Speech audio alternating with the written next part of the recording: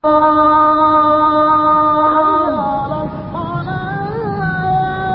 على الصلاة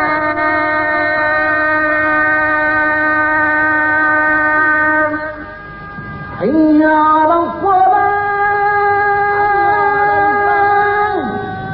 حي على الفلاح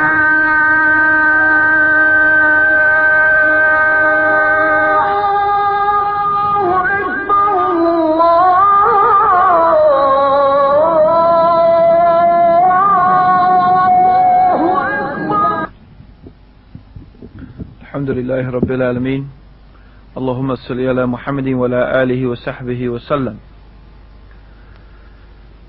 Today's topic,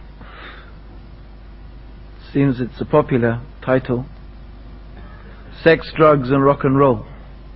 Actually the title is supposed to have a small subtitle underneath it. Or is there more to life? Sex, drugs and rock and roll, or is there more to life? Now, what today's talk is not about, what it's not about, is me going through the Islamic rulings on illicit sexual intercourse, the psychological, the sociological problems and evils that such a thing causes. This talk is not about me going through the Islamic ruling on drugs and drink and all forms of intoxication and why they are haram and all the psychological, physical and sociological detrimental effects that intoxication has upon the individual and the society and the family. This talk is not about the rulings from the Quran and the Sunnah as to why music is haram and what are the detrimental effects on the individual and the soul concerning music. This talk is about something much more fundamental than that. This talk is about sex, drugs and rock and roll as a philosophy, as an ideology, as a mentality, as a way of thinking and a way of living and an attitude to life. Because that's what it is. When we say sex and drugs and rock and roll, it is a catchphrase. A catchphrase for a particular mentality, a particular viewpoint on life that people have. And this is what we want to talk about. Because this stands for an attitude to life that says there's no hellfire, there's no paradise, there's no day of judgment, there's no God. You have one life, so you might as well live it. You've got one short little life, and you're not going to have another one. When you're dead, the worms are going to eat you. That's it. So you might as well enjoy life. Have fun. And how are you going to have fun? Sex, drugs and rock and roll. This is the mentality and the ideology of the Western society in which we live. The Western society, which is the consumer society. The Coca-Cola culture. Because we don't live in a Christian country. Australia is not a Christian country. England, Europe, they are not Christian countries. These are countries that have adopted a secularist outlook. In other words, as far as they are concerned, God and religion have nothing to do with the way they run their lives, they run their governments, and they run their business. Religion is your own personal thing. Do it if you want to. But don't get it involved in business. Don't get it involved in politics. But it's more than that, and it's more far-reaching than that. Because this society preaches and teaches a particular attitude to life, a particular outlook. And that outlook is that the way to be successful in life, the way to get through life, the way to be happy is by surrounding yourself with the material possessions. Buy this, have this, drink this, take that, have this car, take this holiday. And if you surround yourself with enough of these things, you will reach happiness. And so you see, we are bombarded 24 hours a day, 365 days a year with these images, this propaganda, this brainwashing that takes place. Have this, buy this, drink this. And look at the adverts. Look at the advertisements. And you will see the message that they are conveying. We used to have an advert in England. It was an advertisement for Bacardi, for those innocent individuals who don't know what Bacardi is. It's a type of alcoholic drink called rum. It's a brand name. And the advert for Bacardi, this is about 5 years ago, they had one of these big posters, huge ones, about the size of the stage. And on the poster was a blue sky, blue seas, white sands, palm trees hanging down, 2 bikini-clad girls walking down the beach. And the caption read, "A rainy Sunday night in Peckham if you're drinking Bacardi." A rainy Sunday night in Peckham if you're drinking Bacardi. A rainy night, which is the worst type of weather. The worst type of weather is the night when it is rainy. Certainly it is in England anyway. Sunday is the worst day of the week, because Monday you have to go back to work, back to the 9 to 5, back to the grind. The weekend is finished, and it's Sunday night. And worst of all, you're in Peckham. And Peckham, it's a place in London. It is a really nasty place in London. A really grim, horrible... So I used to live there, actually. And I tell you, they couldn't have chosen a better place to name. You know, it's one of those places, if you live there, it makes you wish you emigrated to Australia. Right? It's that bad. No. Australia's a very nice place. So, a rainy Sunday night in Peckham. But if you're drinking Bacardi, what will it be like? Everything will be fine. It'll be like you're in paradise. Because that's what the picture says. Paradise. So you drink this drink, and you'll be happy. The Coca-Cola culture, they call it. You see the adverts for Coca-Cola? You see them. There they are, drinking nice, cool, ice cool Coke. Who? This beautiful, nubile woman. Blonde hair, perfect features, perfect shaped body. Similarly, a man, rippling muscles, his six-pack, his arms rippling, brown, tanned, and the ice-cool Coke, and you're going, whoa, I want some of that. It's not the Coca-Cola you want. Because I mean, what's Coca-Cola? It's sugar and caramel and caffeine, right? It's the image that's in front of you. That beautiful woman. That happy, smiling people drinking the nice, cool, ice cool Coke. And Coke is it. Coke is life. But what's the reality? What's the reality? The reality is, of course, if you drink Coke, you get fat. You don't look young and beautiful.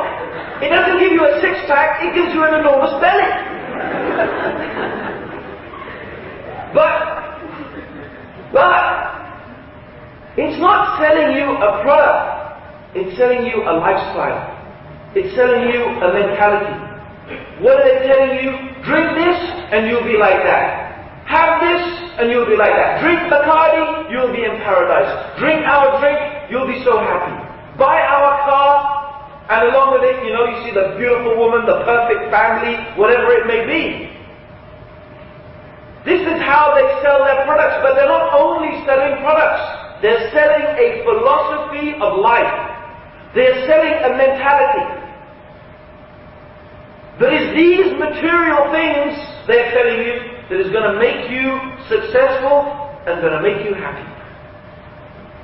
And just like Coca-Cola, it's a lie. It's a lie. Wealth does not equal happiness. Wealth does not equal success.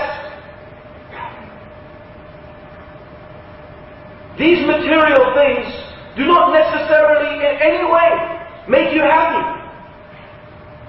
In fact, the whole of this is an illusion. It's a religion, in fact. It's a religion. Like any other religion.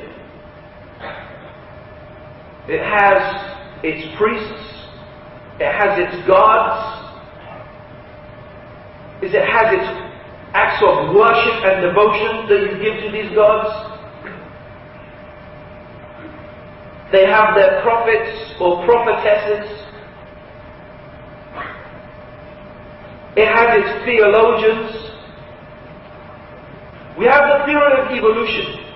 The theory of evolution is one of the great theological justifications for the materialistic society. Because basically, the theory of evolution is telling you what? What's it telling us? That basically we came from monkeys. Right? Or to be more accurate, we and monkeys share our ancestry from a common primate. But basically, we came from the monkeys. Right? There's no God that created us. We don't need a God, we just evolved. Bit by bit, stage by stage. So basically, what are we? We are basically, according to this theory, advanced monkeys. Really. We're animals. Basically, we're animals. Slightly advanced, but we're animals. As they keep on telling us, they never tire. We share 98% of our genes with gorillas. Or if you're Arnold Schwarzenegger, 99% of your genes. If you're President Clinton, 100%. So that's what they tell us. We are basically advanced monkeys. Right? And how do you make a monkey happy? How do you make a monkey a happy monkey? Give a man monkey a woman monkey. Right? Give him some bananas. And keep him safe from predators. And basically, this constitutes the be-all and end-all of what is important in the life of a monkey. So similarly, the Western society, the consumer society, the materialistic society that believes that fundamentally man is a material being, that we have evolved from this animal, and we are basically advanced animals, slightly more complex, but basically the same. So what makes a happy monkey should make a happy human being. Give the human being food, give the human being shelter, make sure the human being has some means of satisfying their sexual needs. You know, and if you can't find a member of the opposite sex to do it, don't worry, we'll legalize it now. You can do it with someone of your own sex. Okay? And don't worry, if the few depraved individuals who still haven't found some means to satisfy themselves, soon they will invent a computer with which you can have sex. It's true. Virtual sex. You're going to be able to put on a bodysuit, and you're going to be able to get married to some bytes in a computer. And the bodysuit is going to have pressure points to stimulate you appropriately. Just for those people who haven't reached happiness yet. So that's what they tell us, because every time you see, now look at the people today, down in the docks in Melbourne, fighting for what? Huh? Look at them, ready to die, ready to fight. Joining arms, the police are coming, there's bloodshed, they tell us today is going to happen. For what? For money. These people are ready to lay down their lives perhaps for a few dollars more. Literally, a few dollars more. Because that to them is the source of happiness in life. When your government comes to be elected into power, what do they say? We're going to make the economy better. We're going to make you richer. President Clinton, he got elected on what? One phrase. It's the economy, stupid. It's the economy, the economy, the economy. Because that to them is what equals happiness. Wealth equals happiness. They say, women, leave the home. Leave being chained to the sink. A slave to your husband and your children. Go and work. Work, because why? If we have more people working, we have more economic output. If we have more economic output, we have a richer society. Therefore, women will have more money, men will have more money, we'll all be more happy. That's what they say. That's their idea. Because to them, money equals happiness. It's their equation. That is their simple message. So they always talk about this. I remember reading in the Economist magazine, a famous magazine, they said the Western society, more than any other society in the history of humanity, has succeeded in satisfying the material needs of man. Well, you know, when I read that, I thought, okay, first of all, it's not true, actually. But secondly, so what? So what? Because let's look at the reality now. The reality, like the Coca-Cola advert, is quite different from the picture. Wealth does not equal happiness at all. In fact, the consumer society relies upon people being miserable. It needs people to be miserable. It can't stand that people should actually be in reality content and happy. Because miserable people consume. It is miserable people who need to spend their miserable lives watching the Titanic, watching Neighbors, and Home and Away. I'm serious.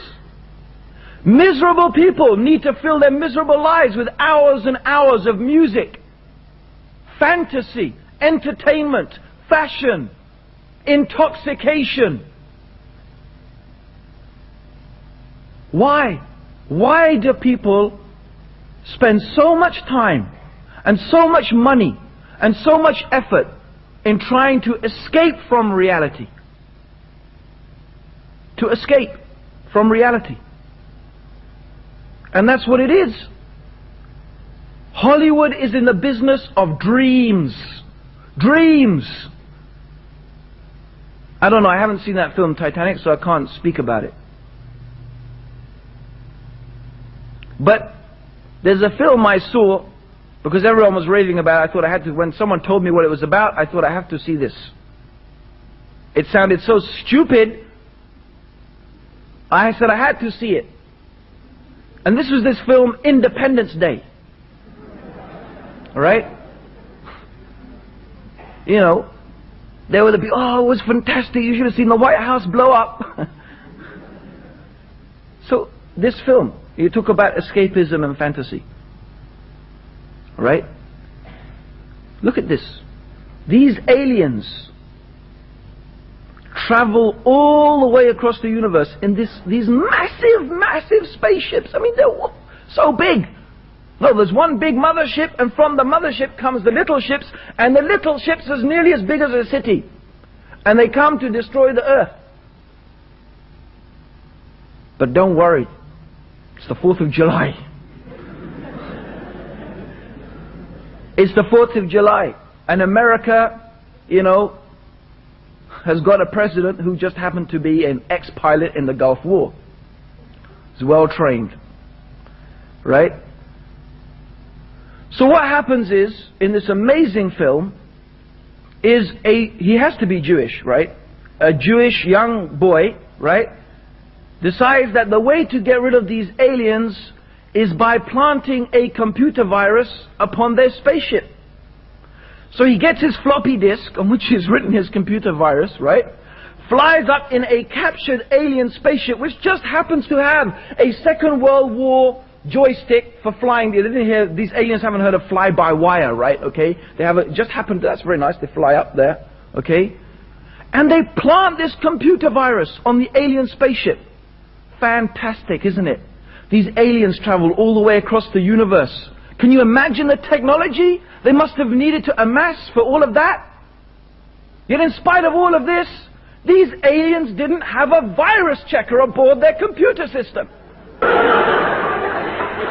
But don't worry, it's the 4th of July. America's going to save the day. You know, there used to be, when I used to go down to Speaker's Corner, well I still do, there was a little guy, heckler, it's called a heckler. They just come to make nuisance. But also he said something very funny once. He said America didn't need to win Vietnam. They didn't need to win the war in Vietnam. He said they won it in the movies. They won it in the movies. You know, Rambo and all the rest of it. Well, what is it? It's fantasy. Let's get, what sort of miserable person sits down and watches that type of stuff and actually enjoys it? Why? Why do people they go and get drunk? And you know what? I don't know if any of you are at a university. You don't have to be at university. This is the idea of these guys having a good time. They come home 3 o'clock in the morning. They've come back from a night of drinking. They are violently sick. And they fall asleep, you know, in their own sick. They wake up the next morning. You know, Bruce, I had a really good time last night. However we say it here, right? Or what did we say in England? We had a really good time last night, didn't it? Oh, yeah. And you say to them, really? What did you do? No, I don't remember. That's why I had such a good time.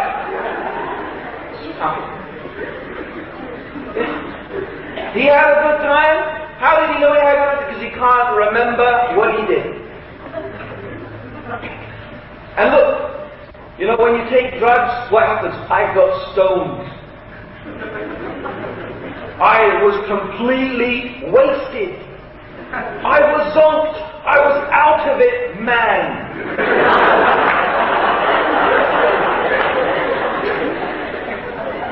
I was floating on cloud 9. But look at these words. Stoned, wasted, out of it.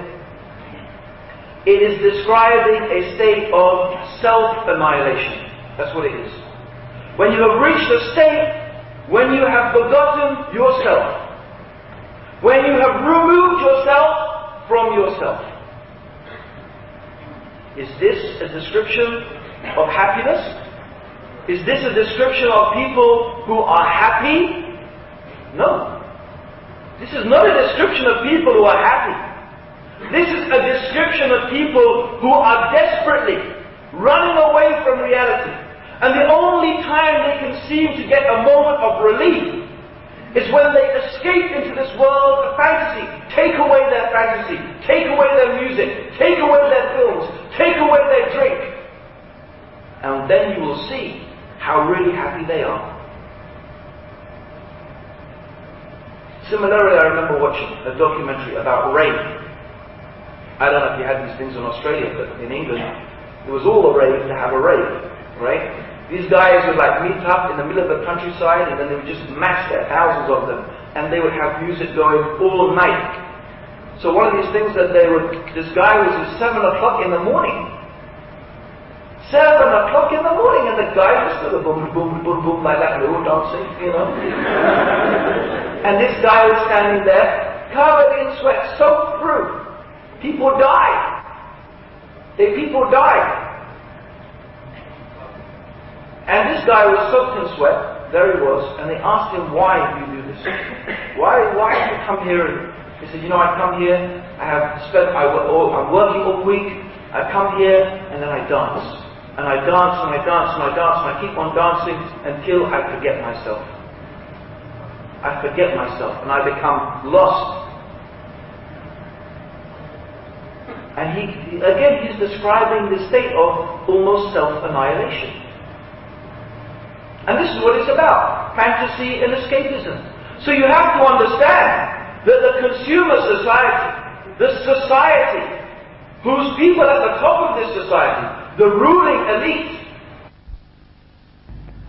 they're the ones who produce the magazines, the fashions, the movies, the alcohol, all these things that you consume consistently and consistently. They're the ones, they don't want you to be happy.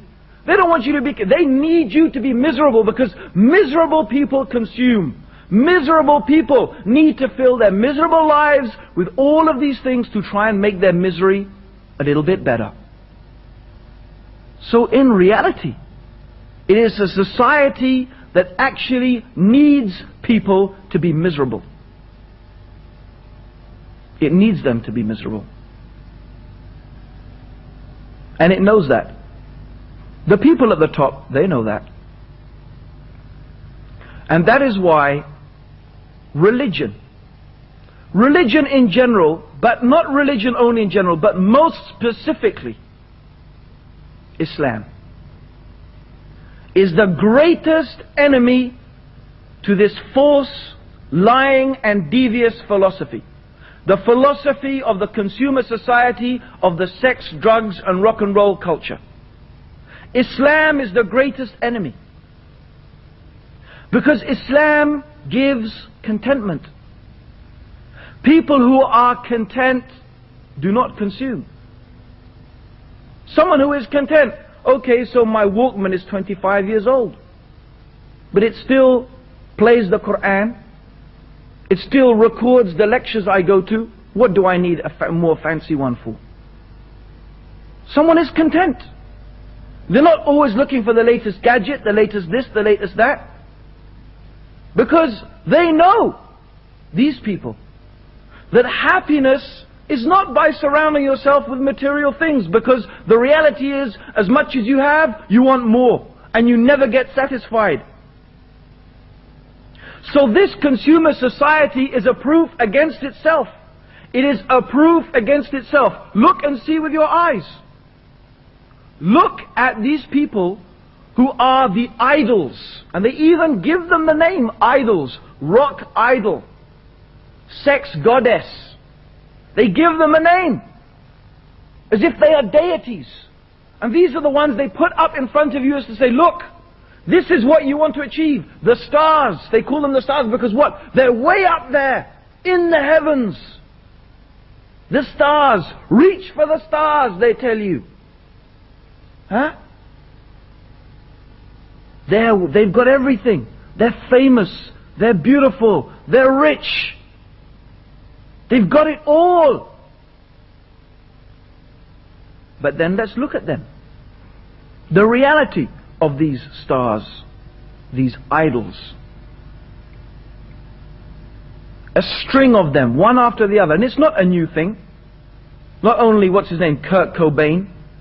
Is that his name? The other one from Total Excess or In Excess, whatever it was. I can't remember his name. He died here in Australia. Killed. Okay, Hutchins, whatever his name is. I mean, who cares? Right? Okay, the guy hung himself. right? But for, not only them, let's go back. Let's go back to the supreme sex goddess, Marilyn Monroe. Huh? Beautiful, rich, famous. She had it all, didn't she? So how did she die? Huh? She killed herself. She committed suicide. So if this is supposed to be the answer to life, the purpose of life, the reason of existence, that surrounding yourself with these things is the source of happiness, where when we look at these people who have it all, we seem to find the opposite. You look at the list of millionaires: Alexander Onassis, Howard Hughes, Rockefeller, the Getty family. Read the biographies of these people. I don't think any one of you would want all their millions and have the life that they had. Elvis Presley, the king of rock and roll, the king, handsome, rich, famous, worshipped and adored by people. Look at him, 40 years old. I remember I cried the day he died. Elvis Presley, the king of rock and roll, 40 years old. He died. From what? Pharmaceutical drugs. The guy couldn't get up in the morning, but he had to take pills. He couldn't go to sleep at night, he had to take pills. Pills to get up, pills to go to sleep. Pills to make him feel good, pills to make him feel bad. The guy was a drug addict. He died 40 years old. Does that sound like a happy person to you? Does that sound like success to you? All of those things, what did it do for him? And then you have Queen. What's that guy? Freddie Mercury. Freddie Mercury suddenly disappeared for 2 years. To find out the guy had AIDS, he'd retreated to his mansion and he died. You know what his dying words were? His dying words, Freddie Mercury, he said, "My friends were my friends only because of my money. I did nothing with my life, and when I die, people will forget me." And it's true.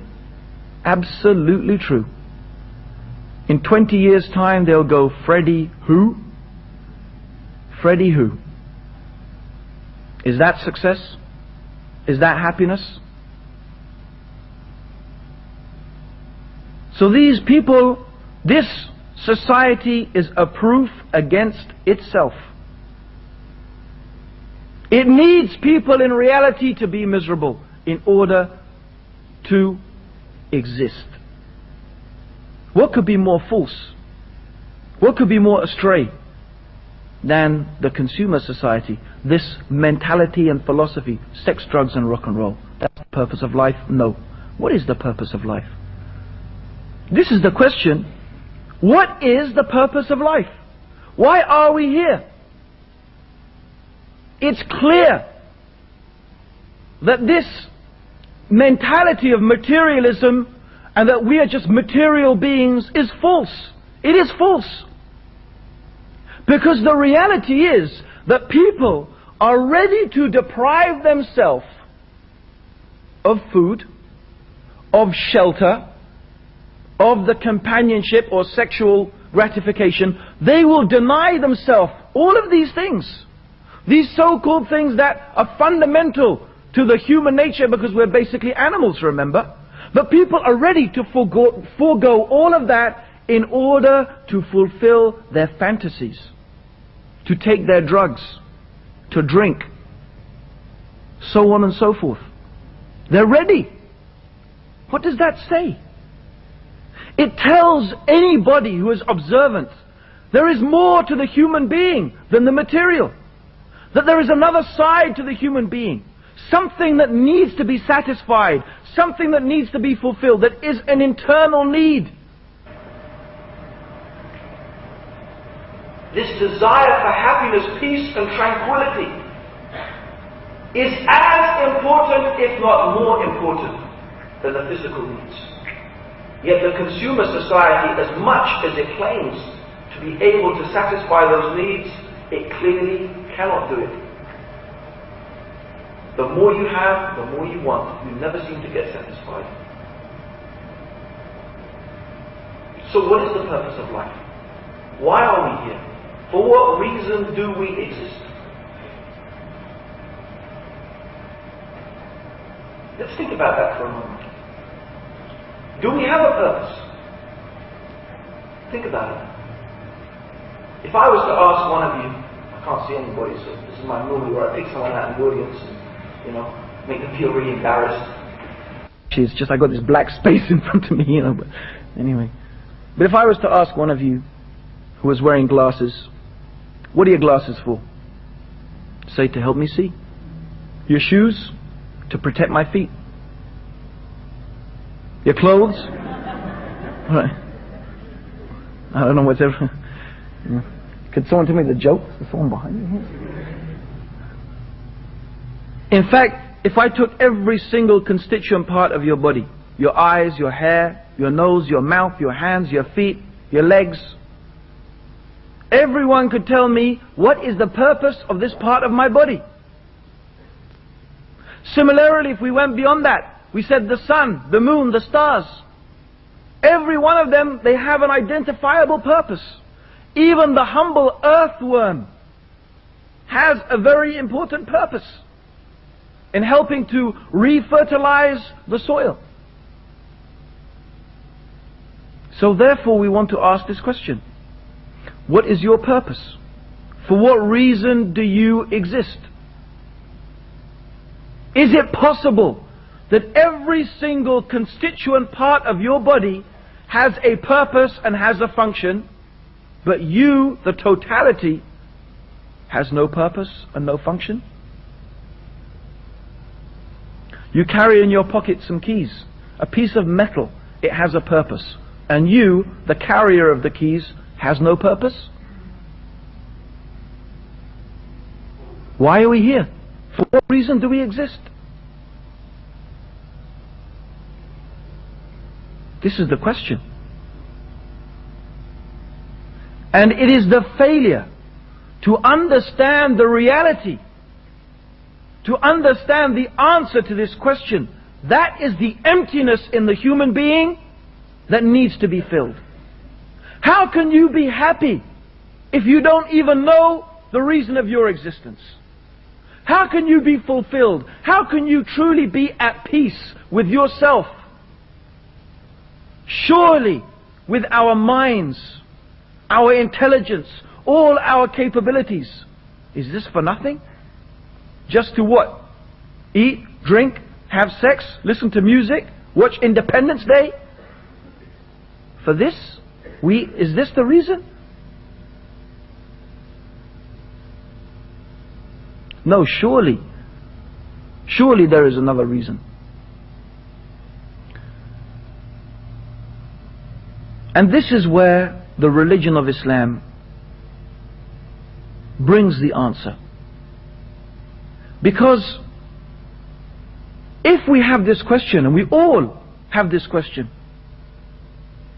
and sometimes it takes something bad to happen in life for people to start asking themselves this question, because a lot of people might say, when you ask them, what is the purpose of life? They don't give you the answer, what is the purpose of life, as in, what is the reason of the existence of the human being? They will say, no.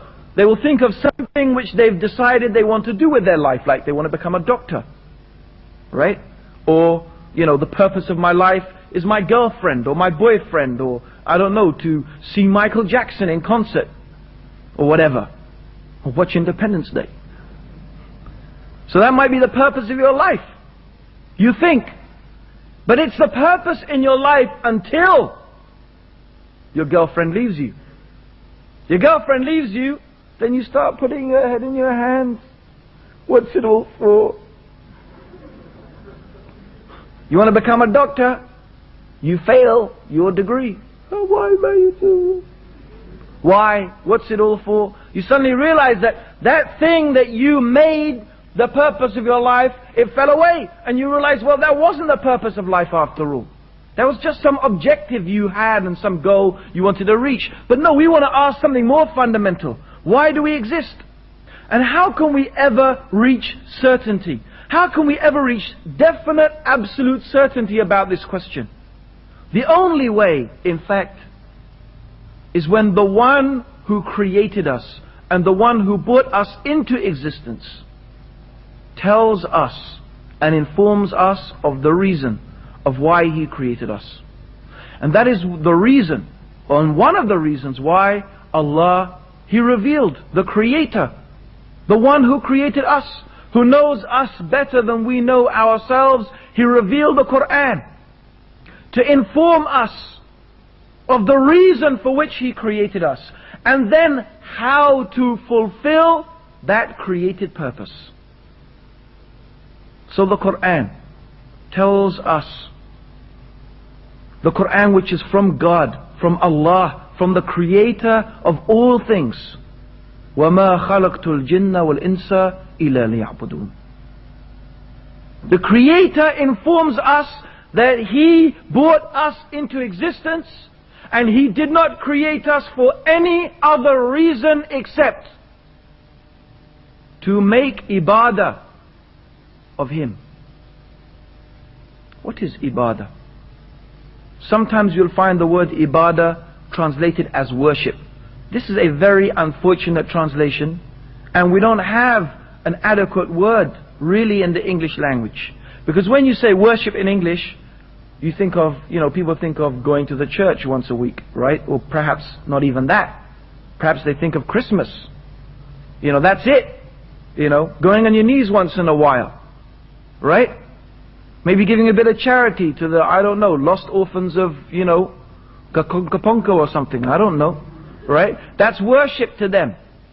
You think, what, life? That's the purpose of life, to do that? Is that it? But this is not the idea. The Quran, when the Quran talks about ibadah, worship, it is something much more comprehensive. Much more comprehensive. And the word ibadah or ibadah in Islam, or worship in Islam, can be defined as this. It is everything which the Creator loves and approves of. It is everything which the Creator loves and approves of. Whether it is the actions of the heart, such as love, fear, hope, trust, reverence, awe, reliance. These are some of the actions of the heart. Or the actions of the limbs. What you do with your body. So the purpose of life, the reason for our existence, is to make all of the actions of our hearts and the actions of our limbs, actions that are those which are actions that the Creator Allah loves and approves of. And the only way we can know and we can reach knowledge and certainty of those actions, beliefs, attitudes which the Creator Allah loves and approves of, the only way we can know that is through His revelation, through what He revealed, the guidance He sent down. And this is the great bounty and mercy of Allah, that He did not leave us to guess. He did not leave us to wander blindly through life, speculating. But He gave us a revelation, and with this revelation He gave clear signs and clear proofs, so that anyone could know with certainty that this Quran is from Him. And that He guided us to all the paths and all the ways of His pleasure. And He warned us away from all the paths and all the ways to His displeasure. So that the reality of the condition of the human being, the reality of the condition of the human being is that no heart can find rest. No human being can find true peace and true tranquility except in pure and sincere submission to the will of Allah subhanahu wa ta'ala, to His will, to His laws, to His decrees. And we have to understand something very important. Every human being is a slave. Every human being is a slave. We are all slaves to one thing or another thing. All of us, without exception. Some people are slaves to fashion. Some are slaves to their work. Some to their business. Some to their nationality. Some and many are slaves to many different masters at the same time. Many different things they are enslaved to them, believing that these things are the source of their success and their happiness. So they follow them. They do the bidding of these things. So you see girls today, for example, they think, and it goes back to what we started with, they think that, look, I want to be like that supermodel. I want to be like Eleanor McPherson, Naomi Campbell, whatever it is. I want to look like her. I want to be like her. Because look, everybody admires her. Everybody thinks she's beautiful. So if I look like her, then people would admire me. People would think I'm beautiful. And I will be successful. I will be happy. So they're ready to kill themselves. They do kill themselves. Anorexia, bulimia. They make themselves sick. They starve themselves to death because they want to look like this image of beauty that has been put in front of them. And they make sure that they buy the right clothes from the right shops because they want to reach that state. That's what they think. And is that not slavery? Is that not being enslaved? And this is the case with everybody. Everybody is a slave to something. Most people are a slave to many things. But all of these masters are false masters. They will not treat their servants properly. In fact, they abandon them and let them down. They are not guided. They are really illusions themselves. So who is better? Who is better off? Whose condition is a better condition? The one who is a slave to many masters. And not only is this one a slave to many different masters, but also each one of these masters is calling that slave in a different direction. One says come here, the other says no here, the other says no there. So you're constantly torn.